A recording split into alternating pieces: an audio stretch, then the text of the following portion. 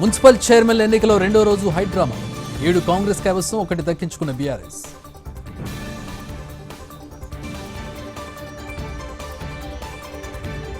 మూడు చోట్ల ఎన్నిక మళ్లీ వాయిదా. ఖానాపూర్, కేతనపల్లిలో గందరగోళం, హైకోర్టుకు చేరిన ఇబ్రహీంపట్నం.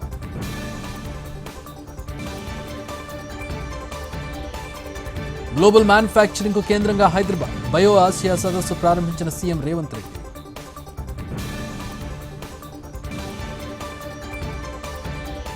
తిరుమల లడ్డూ కల్తీపై ఏపీ అసెంబ్లీలో మాటల యుద్ధం. దేవుడి పేరు చెప్పి రాజకీయం చేస్తున్నారన్న బొత్స, హెరిటేజ్ను లాగడంపై అచ్చెన్న అభ్యంతరం.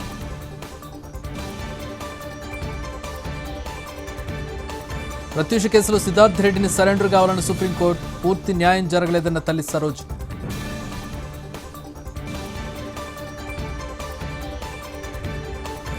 చిన్నారి హత్యతో మదనపల్లిలో హైటెన్షన్. పేరెంట్స్తో మాట్లాడిన సీఎం, నిందితుడిని వదిలిపెట్టమని హామీ.